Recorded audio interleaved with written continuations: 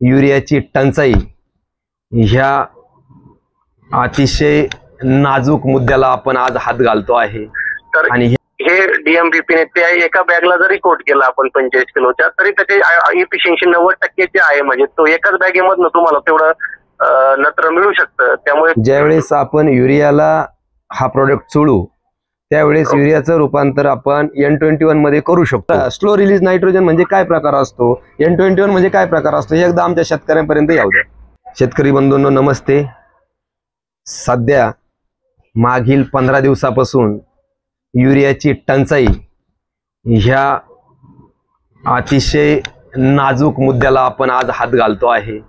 आणि ह्या अनुषंगाने इंडिकेम फर्टिलायझरचे सेल्स एक्झिक्युटिव्ह श्री नवनाथ पोकळे साहेब हे आत्ता अहिल्यानगर या ठिकाणी आहे। तरी पण आपण फोनवरून स्पीकरवरती कॉन्फरन्सवरती आपण आज त्यांच्याशी चर्चा करणार आहोत का युरियाची टंचाई असताना युरियाचा क्रियाशीलतेने आपल्याला कशा पद्धतीने वापर करून घेता येईल या संदर्भात आपण त्यांच्याशी पुढील 10-15 मिनिटं फोनवरती कॉन्फरन्सवरती चर्चा करणार आहोत। आणि हा व्हिडिओ आपण पूर्ण बघा। 1 मिनिट चालू ठेवा, मी सरांना साहेबांना रिंग देतो।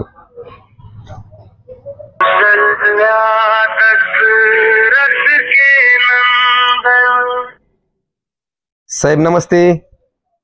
नमस्ते नमस्ते सेठ। तुम्ही आमच्या बरोबर आता जे बोलत आहात आपण एक व्हिडिओ बनवत आहोत का युरियाचा क्रियाशीलतेने कशा पद्धतीने वापर करून घेता येईल का युरियाचा जो अपयोग होतो, युरिया जी पाण्याबरोबर वाहून जाते किंवा उन्हाबरोबर उडून जाते। आणि अशा परिस्थितीमध्ये आपण जर 45 किलोची युरियाची गोण जर टाकत असेल त्यातील किती टक्के युरिया किंवा किती पिकाला लागू होतो आणि त्यातला किती हा पाण्याबरोबर प्रवाहित वाहून जातो किंवा हवेतून उन्हातून तो उडून जातो, या सगळ्या गोष्टींवरती आपण आज तुमच्या बरोबर चर्चा करणार आहोत। तुम्ही आमच्या बरोबर आता कॉन्फरन्सवरती फोनवरती स्पीकरवरती आहात आणि हा व्हिडिओ या ठिकाणी रेकॉर्ड होत आहे। साहेब नमस्ते। या मौनगिरी कृषी दीपक या संस्थेमार्फत तसेच हा व्हिडिओ बघणाऱ्या आमच्या सर्व शेतकरी बांधवांच्या मार्फत मी आपले हार्दिक स्वागत करतो। धन्यवाद साहेब।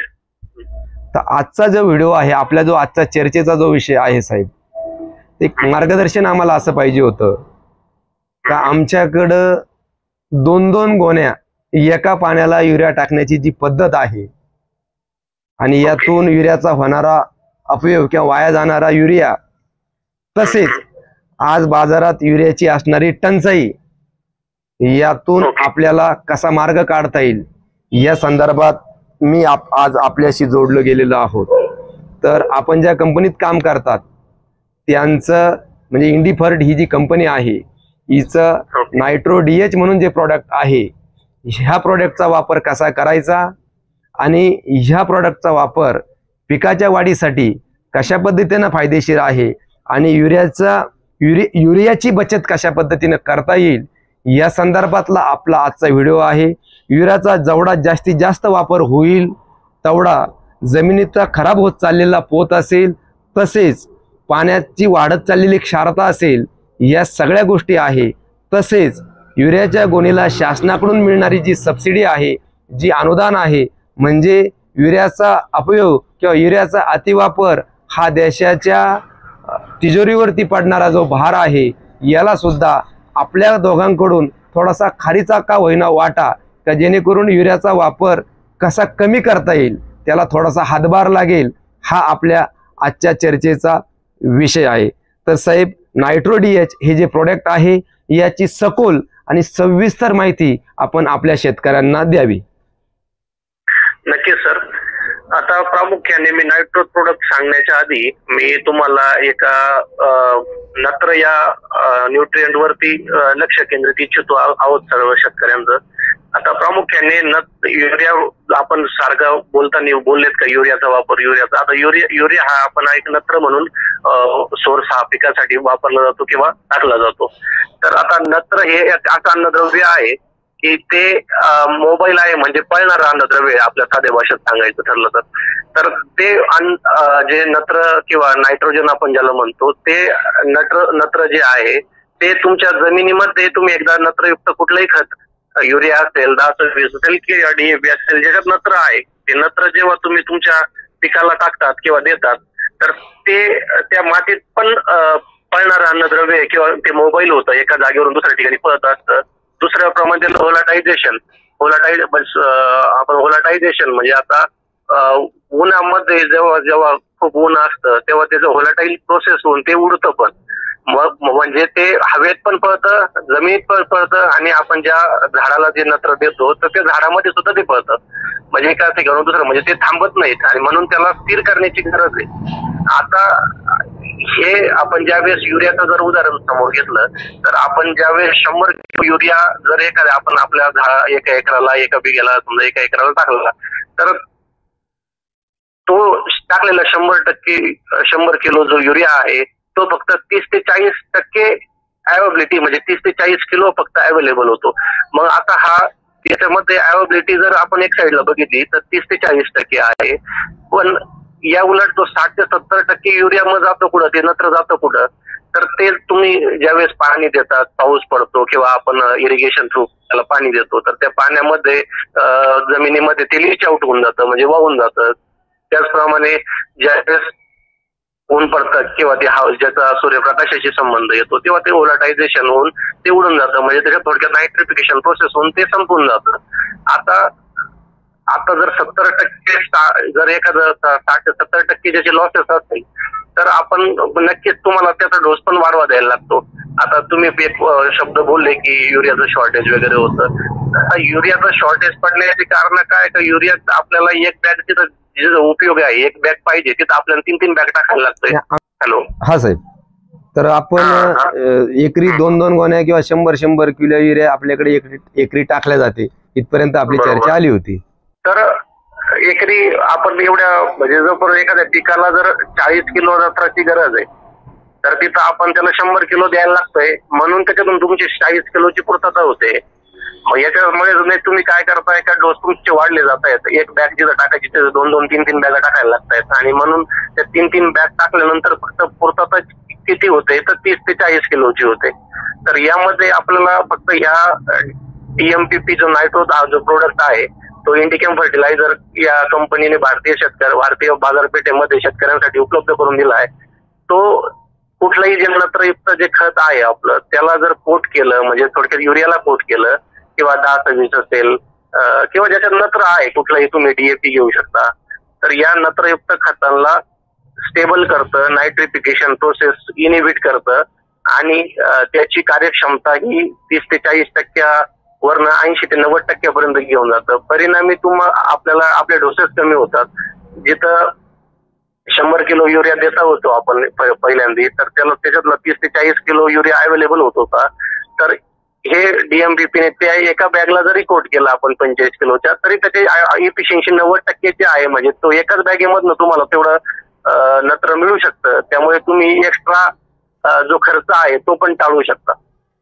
आणि तुमचं जे नेहमी सांगणं असतं ज्यावेळेस आपण युरियाला हा प्रोडक्ट सोडू त्यावेळेस युरियाचं रूपांतर आपण N21 मध्ये करू शकतो म्हणजे स्लो रिलीज नायट्रोजन मध्ये आपण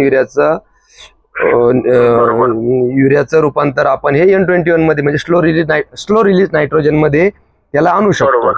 म्हणजे ही जरा संकल्पना स्लो रिलीज नायट्रोजन म्हणजे काय प्रकार असतो N21 म्हणजे काय प्रकार असतो हे एकदा आमच्या शेतकऱ्यांपर्यंत येऊ द्या. आता एक आपण शेतामध्ये बघत असताना जेव्हा युरिया टाकतो तुम्ही एखाद्या पिकाला युरिया टाकला तर एक सर्वसामान्य शेतकऱ्यांना एकदम डोळ्याला व्हिज्युअल असं जाणवणार गणित म्हणजे काय की एकदम असं युरिया टाकला पाणी दिलं पीक असं हिरवगार दिसतं परत 10-15 दिवसानं परत ते हाय त्या स्टेजला किंवा ती वाढ एकदम झपाट्याने होते आणि परत एकदम स्थिर होऊन जातं असं डोळ्याला व्हिज्युअल दिसणार युरियाचा हा रिझल्ट आहे. म्हणजेच काय का युरिया एकदम फास्ट लागू होतो आणि फास्ट संपून पण जातो. बरोबर. तर हे करण्यासाठी आपण N21 आणि 1448 जे आहे इंडिकेम स्पेशली फर्टिलायझरने तर N21 चा कन्सेप्ट आणला की N21 म्हणजे काय 21% नायट्रोजन आहे 24% सल्फर आहे. बरोबर म्हणजे थोडक्यात आपण अमोनियम सल्फेट ज्याला म्हणतो. बरोबर. फक्त अमोनियम सल्फेट ला डीएमपीपी टेक्नॉलॉजीने कोट केलं. बर डीएमपीपी काय आहे की डायमिथिल पायराझोल फॉस्फेट, बर म्हणजे हे आहेत नायट्रिफिकेशन इनिव्हिटर. बरोबर बरोबर.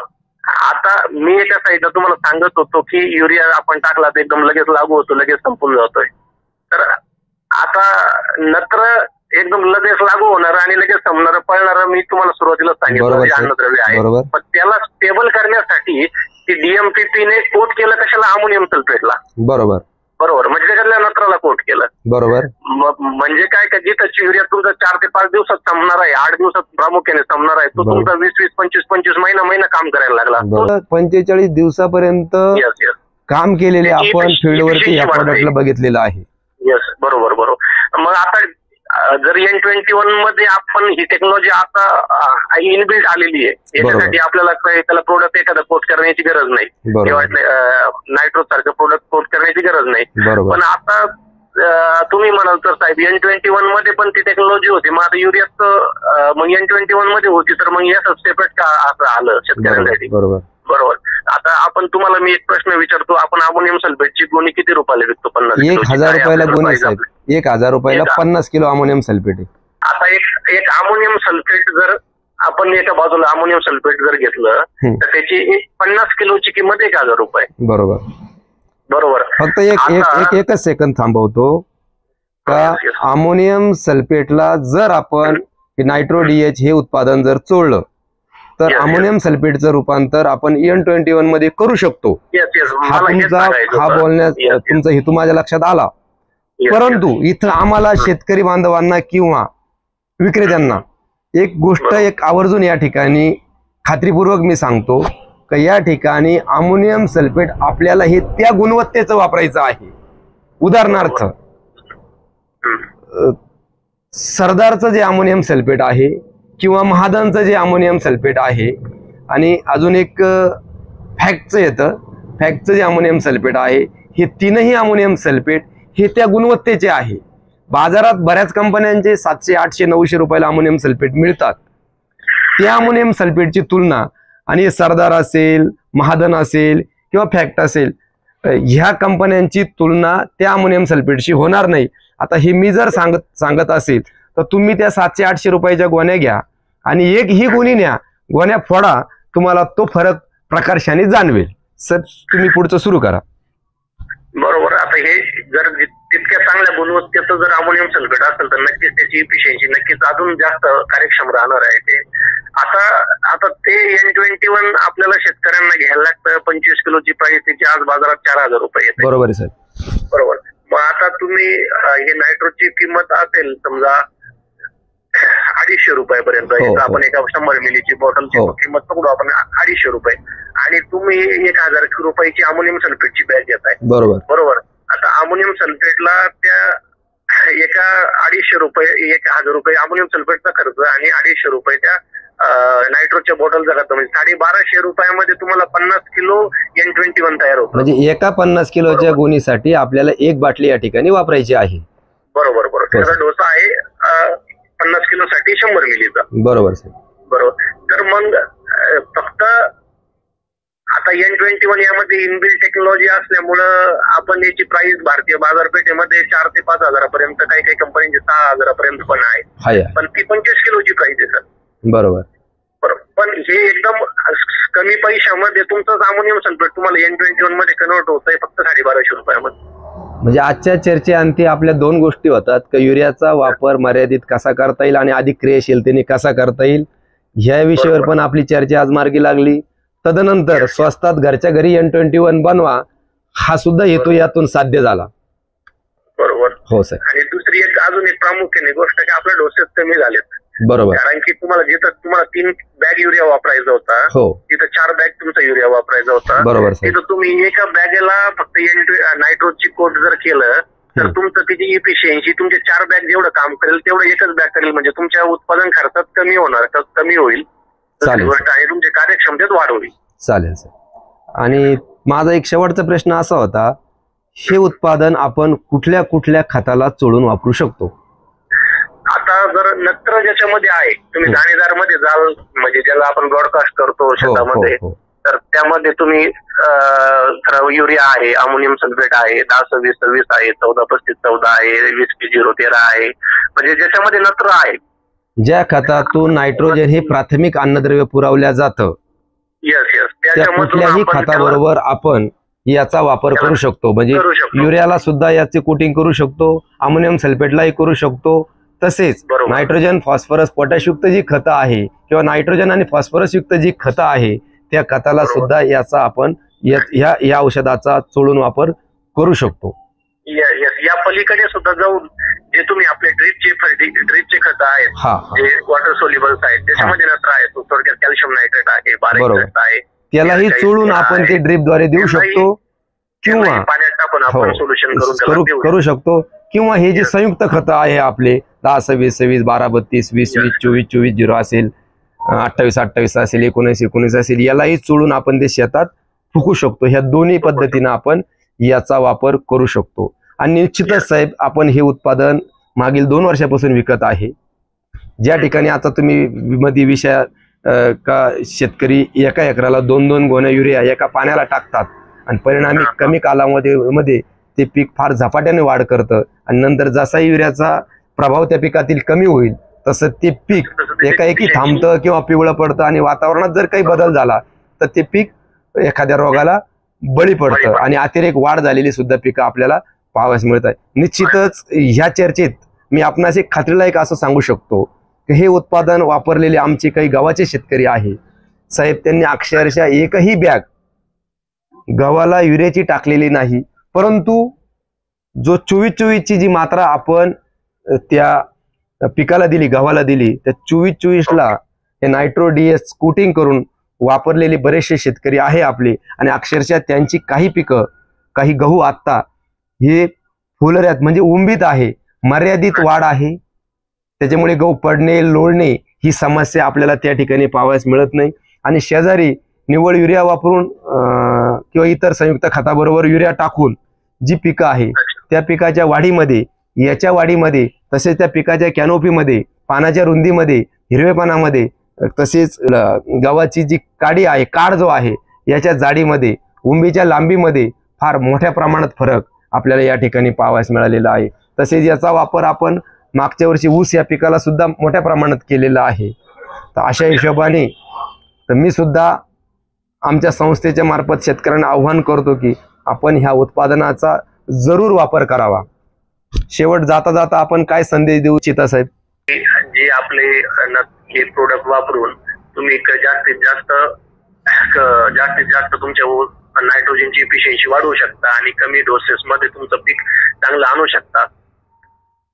चालेल साहेब, निश्चितच आजचा जो आपला व्हिडिओ झाला, थोड्याफार शेतकऱ्यांनी जरी यातलं 10-20 शेतकऱ्यांना जरी या काही गोष्टी समजल्या असतील, माझी तर अपेक्षा आहे परमेश्वराकडे सर्वांनी हा व्हिडिओ पूर्ण समजून घ्यावा, उमजून घ्यावा, की जेणेकरून नायट्रोजनचा म्हणजे युरियाचा वापर जितका कमी करता येईल आणि कमी युरियामध्ये तिचा क्रियाशीलतेने कसा वापर करून घेता येईल या गोष्टी जरी आपल्याला समजल्या, तसेच संयुक्त खताबरोबर जो नायट्रोजन आपल्याला मिळतो तो कशा पद्धतीने क्रियाशीलतेने वापरता येईल ही गोष्ट जरी आज आपल्या सगळ्यांना समजली, उमजली, तर निश्चितच आजच्या व्हिडिओचं फलित आपणास मिळालं असं आपण समजूया आणि आजची चर्चा आपण या ठिकाणी थांबूया. Thank you sir, thank you. हो साहेब.